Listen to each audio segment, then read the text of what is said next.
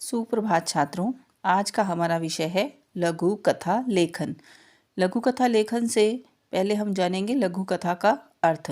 लघु कथा शब्द का निर्माण लघु और कथा से मिलकर हुआ है, अर्थात लघु कथा गद्य की एक ऐसी विधा है जो आकार में लघु अर्थात छोटी है और उसमें कथा तत्व विद्यमान है।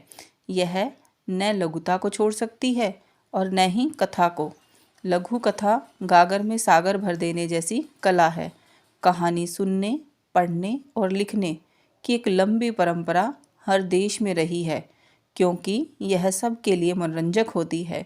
बच्चों को कहानी सुनने का बहुत चाव होता है। दादी और नानी की कहानियाँ बहुत प्रसिद्ध हैं।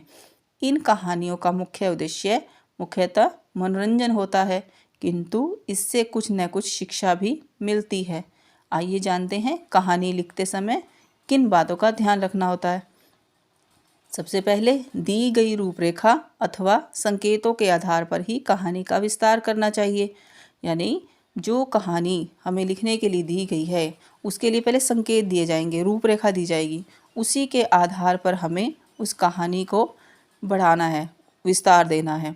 कहानी में विभिन्न घटनाओं और प्रसंगों को संतुलित विस्तार देना चाहिए। किसी प्रसंग को न अधिक संक्षिप्त लिखना चाहिए, न अनावश्यक रूप से बहुत अधिक बढ़ाना चाहिए। अर्थात जो भी प्रसंग या घटनाएं उसमें शामिल की जा रही हैं उस लघु कथा को में तो न तो किसी प्रसंग को बहुत अधिक बढ़ा दिया जाए और न ही किसी को बहुत कम लिखा जाए।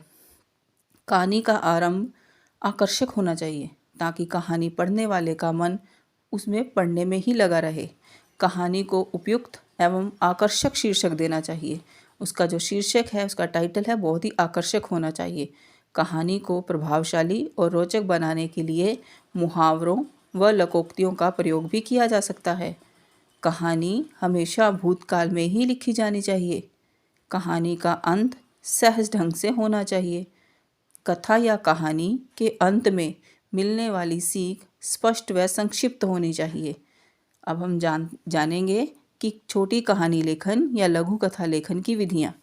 लघु कथा लेखन की मुख्यतः 4 विधियों का प्रयोग किया जाता है। पहला है कहानी की सहायता या आधार पर कहानी लिखना। इसमें क्या होता है कि आपको एक कहानी दे दी जाती है, उसी के आधार पर अपने नए पात्रों को या नए वातावरण को शामिल करते हुए उसी आधार को लेते हुए आप एक नई कहानी का निर्माण करेंगे, एक नई कहानी की रचना करेंगे। दूसरी विधि लघु कथा लेखन की दूसरी विधि है रूपरेखा के आधार पर कथा लिखना। यानी कि आपको रूपरेखा या संकेत दे दिए जाएंगे, उनके आधार पर उस कहानी का विस्तार करना होगा। तीसरी विधि अधूरी या अपूर्ण कहानी को पूर्ण करना, अर्थात कि आपको आधी अधूरी या अपूर्ण कहानी दी जाएगी, आपको उसको अपने विचारों से पूरा करना होगा।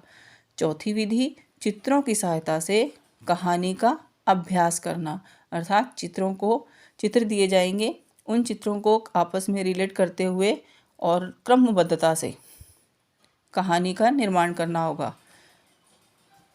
और इस प्रकार इन चारों विधियों के द्वारा और जो इसकी आवश्यक बातें हैं उनके द्वारा हम एक सफल कहानी लिख सकते हैं, एक लघु कथा की रचना कर सकते हैं। धन्यवाद।